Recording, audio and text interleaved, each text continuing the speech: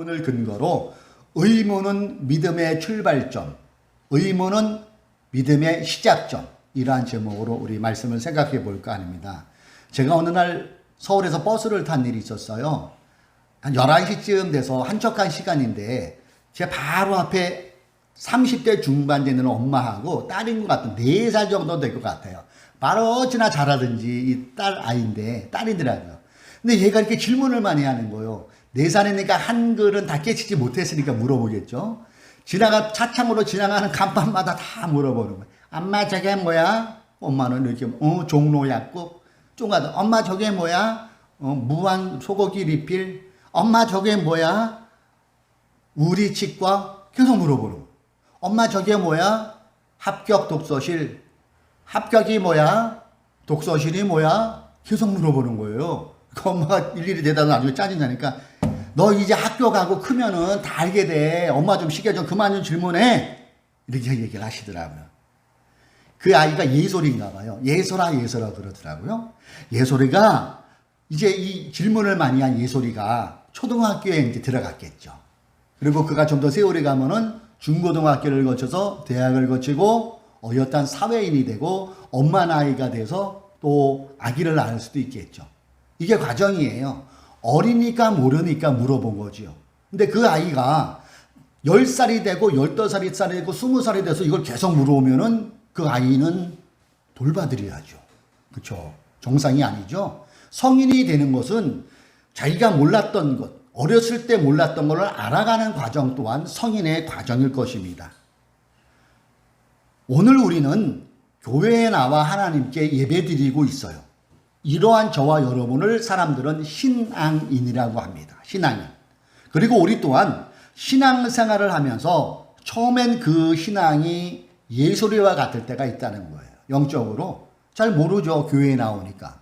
그런데 세월이 가면서 하나님이 누구시고 성령님이 누구시고 예수님이 누구시고 더 나아가 우리의 생활까지도 점점점 예수 그리스도를 닮아가는 사람이 제대로 된 신앙인이고요. 성숙된 신앙인이고요. 어른 신앙인이 되는 것일 것입니다. 이 말씀을 제가 왜 드리냐 하면은 오늘 본문을 제가 이렇게 묵상하다 보니까 사마리아 동네 사람들이 나오는데요.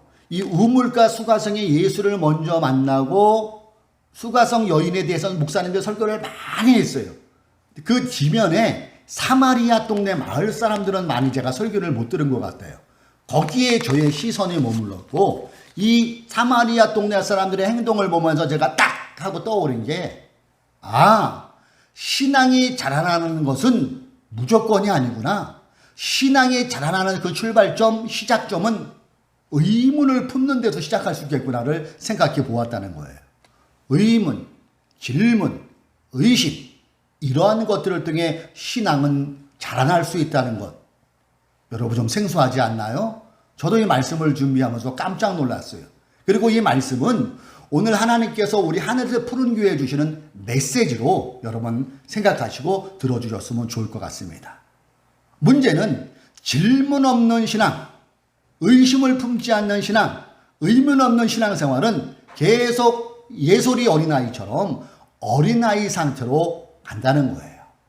우리 수학교사인 함기현 선생님이 같이 어려운 수학 질문을 못하고 상황을 한번 물어볼게요. 선생님이 이렇게 애들을 가르칠 때에 질문하는 애들이 있을 것 같아요. 근데 질문하는 애들은 제 생각에는 아무 생각 없이 가만히 있는 애는 질문 안 할 것 같아요. 빨리 시간 가기를 원하고. 공부를 좀 더 열심히 하고 알고 싶은 애들이 질문하지 않나요? 마찬가지죠. 마찬가지. 우리 신앙생활이 이러해야지 성장할 수 있지요. 여러분 장로 되는 것, 권사 되는 것, 안수집사 되는 것, 서리집사 되는 것은 연수가 차면은 될 수 있어요. 그러나 그 신앙이 장로가 되고 안수집사가 돼도 여전히 5살 배기 예솔이 같은 영적 어린 아이에 머물러 있다면은 이 신앙은 곤란할 수 있다는 것이죠. 아무 생각 없이 그저 목사님이 그렇다니까 그런가 보다 식의 신앙생활은 더 이상 발전을 기대할 수 없습니다. 이런 신앙생활은 언제나 나에게서 멈춰요. 이런 신앙은 언제나 나만 잘 되면 거기서 끝. 이런 신앙은 언제나 내 가족, 내 자녀만 잘 되면 축복, 거기서 끝. 주님이 우리에게 말씀하신 내 이웃을 내 몸과 같이 사랑하라고 하는 것은 전혀 관계없는 그런 신앙으로 전락된다는 거예요. 이기적인 신앙이 됩니다. 그리고 이러한 것들은 세상의 빛과 소금이 되어야 될 우리들에게 사람들은 피곤함을 느껴요. 피로감을 느낍니다. 영향력을 못 줘요. 좋은 평가를 못 받습니다. 오히려 나 저 사람 때문에 교회 안 나가 시험 들게 만들어요. 더군다나 하나님의 영광과 교회의 그 모습을 안 좋은 이미지를 심어주는데 혁혁한 공을 세우는 게 어린아이에 머물러 있는 신앙이라는 것이죠. 우리가 오늘 이 본문을 가만히 읽어보면요. 사마리아 동네 사람들은 예수님을 만났을 때 다는 아닌 것 같아요. 다는 아닌데 일부 그 중에 어떤 분들은 의심을 품었다는 것을 이 문맥의 앞뒤를 보면 알 수 있어요. 과연 저 사람이 정말 선지자라고 소개한 그 우물가의 여인의 그 얘기가 맞을까?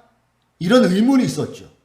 그래서 이런 의문이 그들로 하여금 예수님을 마을로 초대하게 돼요. 그리고 하루가 아닌 이틀씩이나 머물러면서 어떻게 보면은 검증을 했다는 것이죠. 그리고 그 검증 결과 그들은 어떻게 됩니까? 예수를 믿게 되었다고 성경은 오늘 본문은 기록하고 있어요. 그것이 오늘 본문 요한복음 4장 42절이에요. 그들은 그 여자에게 말하였다. 제가 말하는 그들은 예수가 진짜일까 하는 그걸 말하는 거겠죠. 우리가 믿는 것은 이제 당신의 말 때문만은 아니요. 처음에 수가성 여인은 예수님을 우물가에서 만났을 때 저가 메시아 선지자일 것이라고 확신했어요. 그리고 전했을 때 그 중에 어느 사람은 믿었지만 어느 사람은 의심했다는 거죠. 우리가 믿는 것은 이게 당신의 말 때문만은 아니요. 그리고 그 다음 구절 빨간 글씨 주목해 보세요. 그들의 말.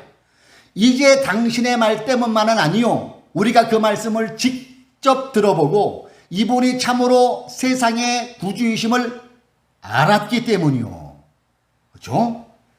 사마리아 동네 사람들은 처음부터 우물가 여인의 말을 100% 믿지 않는 사람들도 있었다는 것이죠. 그리고 그들이 직접 예수님을 초대해서 이틀에 걸쳐 그분의 말씀을 들여보고 내린 결론은 뭐예요?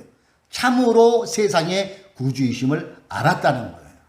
남의 말 들어서가 아니라 본인이 직접 보고 생각해보고 그 결에 내린 결론은 저분은 메시아라는 것을 결론 내렸다는 것 아니겠어요? 이와 흡사한 장면이 어디에 나오냐면은 사도행전에 보면 나오더라고요. 사도행전 17장 보면은 베레아 사람이라는 사람들이 나오는데 이들도 이와 비슷한 말을 해요. 이때는 사도 바울이 복음을 전할 때입니다. 베레아의 유대 사람들은 데살로니가 유대 사람들보다 더 고상한 사람들이어서 아주 기꺼이 말씀을 받아들이고 그것이 사실인지 알아보려고 빨간 것이 주목해 보세요. 날마다 성경을 상고하였다. 그 당시에는 바울이 선교 여행을 하면서 예수가 메시아 됨을 증거했거든요. 복음을 정했어요. 근데 이 헬라 사람들이 가만히 들어보니까 유대파 헬라 계열. 긴 것 같기도 아닌 것 같기도 하고 뻥인가? 말은 참 잘하는데 의문이 생겼다는 거예요.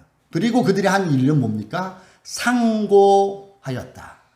자, 여기에서 제가 주석을 찾아보았습니다. 상고하였다가 좀 우리에게 눈에 익은 그런 단어는 아니잖아요. 상고하였다가 뭐냐면은 자세하게 곤란하다. 옛날에 우리 김연아 어머니 아실 거예요. 콩 같은 거 막 하면 우리 어머니들이 이렇게 쫙 펼치더만요. 마루에다가. 그리고 안 좋은 거 이렇게 곤란해잖아요. 돌도 곤란해고. 예, 그런 의미예요. 곤란했다는 거예요. 채를 쳐서 가려냈다. 저 어렸을 때 기력이 우리 할머니 또 되시는 분이 큰 채가 있더만요. 이 바구니 같은 거 대나무로 만들어 놓은 걸로 그렇게 불더라고요. 그러니까 껍데기는 슉 날아가고 알맹이가 남는 것. 가려냈다는 거죠. 탐색하다. 현명으로 쫙 보는 거예요. 우리 박명진 연자가 컴퓨터를 아주 코드로 이렇게 해가지고 악성 댓글을 찾아내는 것처럼 그런 의미도 있을 것 같아요. 조사하다. 예. 형사가 범죄자를 신문하는 그런 의미도 있더라고요. 그러니까 베레아 사람들이 이 바울의 설교를 듣고 열심을 다해 구약 성경을 찾아 읽어보고 그 근거가 어디 있나. 그리고 그 본의를 다시금 잘 새겼다는 의미고요. 또한 헬라의 철학 사상, 그들의 사상은 당시 헬라 철학에 물들러 있었겠죠. 더하기 그들의 생활 체험을 바탕으로 바울의 설교를 깊이 비교 검토하고 내린 결론은 저 사람의 복음이 참이라는 결론을 내렸다는 것이 이 상고하다의 의미라는 것이죠. 여러분, 사마리아 사람들이 왜 우물가의 여인의 말을 처음부터 100% 믿지 않았을까요? 의심이 되니까, 의문이 생기니까. 그래서 질문을 한 거죠. 왜 베레아 사람들은 사도 바울의 말을 처음부터 맞아 그러지 않았을까요? 의심이 드니까, 짜갈 수도 있으니까 그들은 상고하였다는 거죠. 사마리아 사람들은 이러한 의구심이 예수님을 자신들의 동네에 초대해 이틀 동안 말씀을 듣게 하는 동기로 작용했다는 거고요. 베레아 사람들은 바울이 하는 말이 진짜인지 가짜인지를 분별하기 위해 날마다 성경을 상고했다는 것입니다. 즉 이것은 의문이, 질문이, 의심이 믿음의 출발점이 된다는 것을 우리에게 보여주는 증거 아니겠어요? 제가 처음 사역할 때 저는 주일학교, 교회 학교에서 사역했어요. 중등부, 중고등부회를 맡았는데 그중에 이름이 지금도 기억나요. 동규라는 이동규. 이 녀석은 얼마나 질문이 많으면은 이제 제가 설교를 하잖아요. 그리고 끝나고까지 기다려. 그리고 질문하는 거예요. 그래서 이제 어쩔 때는 이제 교리적인 것들 물어보면 제가 아는데 답변하는데 어느 날 예배 시간 내내 고개를 푹 숙이고 한 번도 고개를 들지 않는 거예요. 이상하다. 제가 이제 화장실을 따라온 거예요. 예배 중에 대단해. 너 왜 그래? 동규야. 전도사님, 저 대학 안 갈래요. 왜? 재미가 없어요. 왜 그래? 공부를 꼭 해야 되는 겁니까? 공부가 뭡니까? 막 이렇게 물어보는 거예요. 전도사님, 진짜 예수님이 있던 건가요? 2000년대 신화 아닐까요? 어서 책을 읽고 온 것 같아요. 막 그런 질문을 하는 거예요. 제가 뭐라고 대답했겠어요? 동규야, 너 요즘 잘 나가던 새벽기도 잘 안 나간다고 그러던데 어머니가 걱정하시더라. 이 동규의 부모님은 아주 봉사도 잘하시고 신앙이 좋아요. 야, 동규야, 제가 손을 잡았어요. 우리 기도하자. 머리에 손을 딱 얹고 제가 뭐라고 했습니까? 여시아님, 이 사탄의 물결 단짝 들어있는 동규에게 사탄의 물러가게 하여 주시옵소서. 이렇게 제가 뜨겁게 안수기도를 했어요. 우리 동규에게 성령 충만을 허락하여 주셔서 무조건 믿는 믿음을 허락하여 주옵소서. 이렇게 제가 그때 안수기도를 했어요. 예, 무조건 믿어라. 믿으면 된다 식으로. 완전히 이거는 상담도 아니죠. 군대식 상담. 제가 이렇게 했었어요. 지금 얘기하면 얼굴이 뜨뜻하고 쪽팔려 죽겠어요. 그 생각을 하면. 근데 이 바보 신앙인으로 어린아이 신앙으로 안내하는 이게 이러한 행동이 상담이었다는 것을 제가 언제 깨달았냐. 개척을 하고 강릉에 내려와서 2, 3년 한참 지나서 이것을 깨달았어요. 아마 이동규 형제가 가끔 제 설교를 볼 텐데, 동규야, 공개적으로 내가 너에게 말한다. 미안하다. 그런 일이 있었어요. 그렇게 해서는 안 되죠. 무조건 믿으라는 것. 생각 없이 믿으라는 거죠. 질문을 제가 그때는 굉장히 불경하게 생각을 했던 기억이 나요. 여러분, 이 사진을 한번 보실까요? 멀리서 제가 글씨를 읽어드릴게요. 이게 무슨 그림이냐면은 어느 사람이 교회를 왔는데 목사님이 어떻게 이거를 자크를 열어서 해악이죠. 해악적 그림이죠. 머리를 쫙 열고 안에 뇌를 싹 꺼내는 거예요. 목사님이. 그러면서 이 성도에게 이렇게 얘기해요. 교회에 오신 것을 환영합니다. 이제 요건 필요 없을 겁니다. 뇌가 필요 없다는 거예요. 누가 해학적으로 이 그림을 누가 올렸더라고요. 여러분, 우리가 생각 없이 질문 없이 의문 없이 예수를 믿으면 어떤 꼴이 나는지 아세요? 요 꼴이 나는 거예요. 의사 같은데 이빨 치아를 뽑는데 저 뺀찜입니까? 스패너입니까? 그걸 대고 떼는 거예요. 이 꼴이 누가 해학적인 사진을 올린 것 같아요. 말이 안 되는 것이죠. 근데 말이 안 되는 일이 2000년 전 사마리아에서 그게 아니라 오늘 시점 우리가 신앙생활하는 이 교회라는 풍토에서 일어나고 있다면 여러분 믿으시겠어요? 이러면 절대 안 되지요. 이러면은 우리가 생각 없이 믿으면 이 꼴이 난다는 거예요. 질문 없는 신앙은 이 꼴이 난다는 거예요. 그렇게 더다해서 교회가 하나님의 왕국의 확장이 아닌 목사의 왕국을 만드는 지름길이 될 수가 있다는 거예요. 이른바 성직의 권력화, 신자의 무속화, 교회의 사유화가 되는 가장 큰 이유가 뭔지 아세요? 성숙되지 못하기 때문에. 어린아이의 신앙이 머물러 있기 때문에 일반 신자들이 이것을 역이용한다는 거죠. 여러분, 희한하게도 영적인 문제로만 오면 인생들이 한결같이 우둔해지는 것 같아요. 그 똑똑하고 공부 많이 한 대학 교수, 판사, 장관들에 이르기까지 다 그짜장에 그짬뽕이 되는 것 같아요. 교회당 문을 딱 열고 들어서는 순간부터 상식적인 사고, 정상적인 판단은 딱 멈추고 종교의 프레임에 갇히는 거예요. 그리고 마치 마약 앞에서 갑자기 마비라도 되는 것 같아요. 아무튼 그 덕분에 변절된 목자자들이 신도들을 우민화하고 있어요. 교조화하고 있는 게 오늘 한국교회에 일어나고 있는 또 창피한 부인할 수 없는 사실이에요. 여러분, 원래 교조화란 뜻은 제가 찾아보니까 전제국가에서 독재자가 세운 사상이나 원리 원칙을 국민들의 여론이나 논리적 비판 없이 무조건 따르도록 통제하는 기만적 통치행위, 이렇게 정의되어 있더라고요. 근데 이게 어디에 들어와 있어요? 교회 내에 들어와 있다는 것은 문제예요. 그리고 이 시작은 어디에서 시작된다고요? 질문 없는 신앙, 문해. 제가 방금 전에 그림 보렸던 이런 사람들이 교회에 중직이 되어 있고 교회의 장로가 되어 있고 교회에 큰 요직을 맡고 있는 데서 시작되는 것 아니겠어요?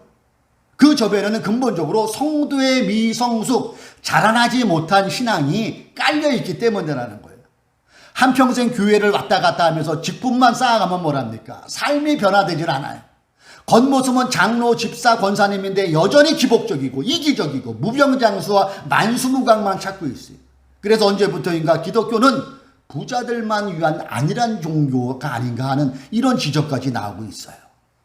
귀족 목사들은 가난하고 억눌린 사람들을 돕기는커녕 항상 부와 권력을 추구하며 거기에 기득권주의에 줄대기 위해서 지금도 혈안이 되고 있는 게 안타까운 한국교회의 현실임을 제가 여러분에게 고백합니다. 교회당 뒤에 걸려있는 십자가는 그냥 장식이에요. 그리고 돈이 좋고 명예가 좋고 권력만 쫓아간다면은 이게 어찌 교회라 할 수 있으며 이러한 꼴을 당하는, 사진과 이러한 꼴을 당하는, 하나님이 만신산 당하는 그런 역사가 나타나고 있다는 거예요. 여러분, 성숙한 성도라면, 성숙한 신앙이라면 독립적인 신앙의 인격을 세워갈 수 있어야 돼요. 내 스스로 성경을 읽고 묵상하고 그 뜻을 헤아릴 수 있어야 돼요. 옆에서 누가 무슨 말을 하든지 행동을 하든지 그것을 성경의 가르침에 마치 베레아 성도들이 그것이 그러한가 아니한가 상고하였듯이 스스로 검증하고 판단할 수 있어야 돼요. 간혹 유명한 어느 목사님은 이런 말씀하시더라고요. 내가 외국에 내가 은퇴를 왜 못하냐 하면 교회 성도들이 신앙이 무너져. 그래서 내가 좀 더 사역을 해야 돼. 액면 그대로 보면 성도를 되게 사랑하는 거 맞는 것 같아요. 그런데 좀 더 생각해 보세요.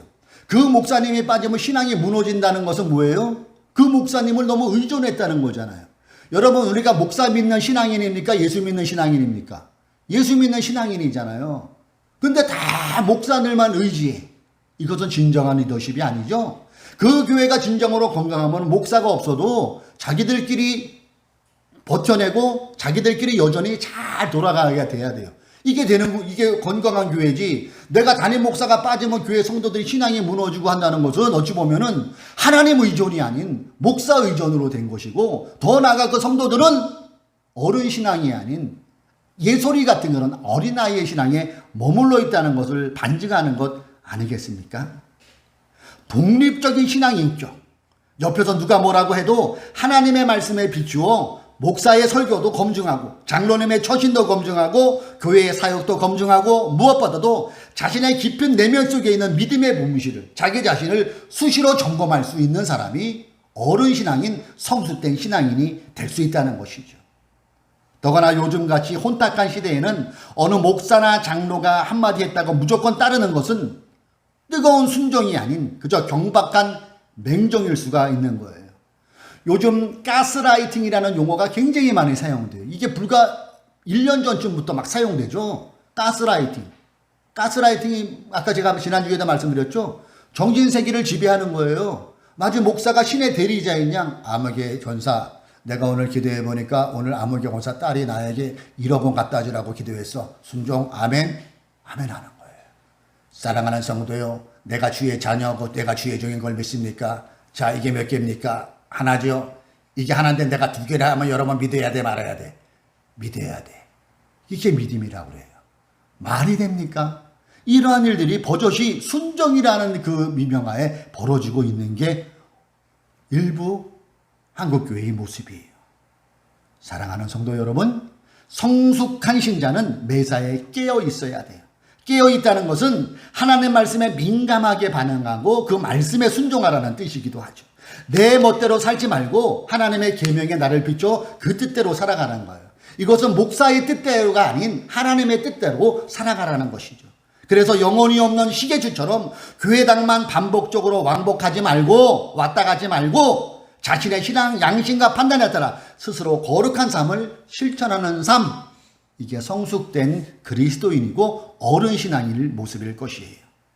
제가 이 말을 한다고 정말 열정을 가져가는 목사님들을 다 그렇게 도매급으로 서로도 곤란할 거예요. 또한 독불장군이 되어 성도의 교제와 교회 공동체를 경시하라는 의미도 결코 아닙니다.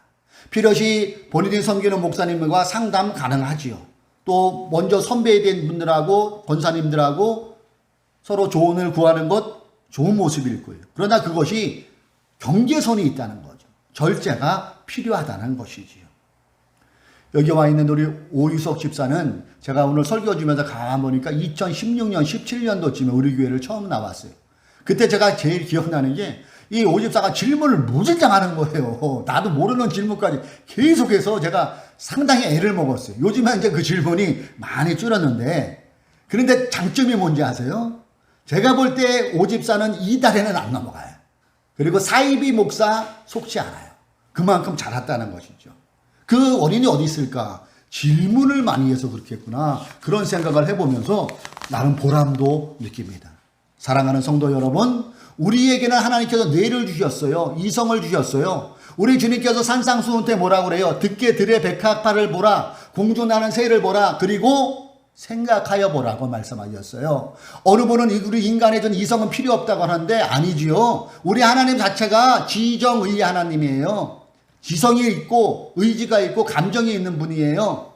이성이 있다는 것 아니겠어요? 이 이성을 경한시하고 등한시한다면은 우리의 신앙은 무조건 신앙이 되고 맹신신앙이 되고 어린아이 신앙이 되어서 교회를 어지럽히는데 일조를 하게 되며 하나님의 영광을 가릴 수 있다는 것, 오늘 사마리아 사람들의 예수님을 모신 그 이틀 동안을 통하여서 우리에게 주시는 주님의 메시지인 줄로 믿습니다. 그리고 우리가 추구해야 될 것은 뭘까요? 에베소서 4장 13절이 잘 나타내고 있더라고요. 그리하여 우리 모두가 하나님의 아들을 믿는 일과 아는 일에 하나가 되고, S라는 거죠. 그 다음에 뭐라고 표현합니까? 온전한 사람이 되어서 그리스도의 충만하심의 경지에까지 다다르게 됩니다. 소망이죠. 우리의 목적은 우리의 갈 거를 그분이 걸어가신 길이잖아요. 바라기는 여러분 스스로 더욱더 성경을 읽으시고, 여러분 스스로 더욱더 기도에 힘쓰시고, 여러분 늘 자신을 성찰하면서 늘 성경에 질문을 던져보세요. 그러면 조명하신 성령님, 밝히 드러내시는 보혜사 성령님께서 우리의 갈 길을 이끌어가 주실 거예요. 그리고 요즘은 시중에 좀만 마음만 먹고 찾아보면요, 좋은 양서들, 신앙 양서들이 너무너무 많아요.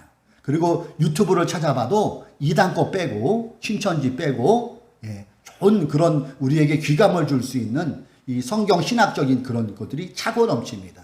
그래서 여러분 바라기는 치우치지 말고 예수리처럼 어린아이에 머물러 있는 그 어린이가 아닌 더욱더 자라나서 하나님 안에서 건전하고 건강한 신앙인이 되시기를 주님의 이름으로 축원합니다. 그래서 오늘 제목은 의문은 믿음의 출발점으로 정해보았습니다. 기도하겠습니다.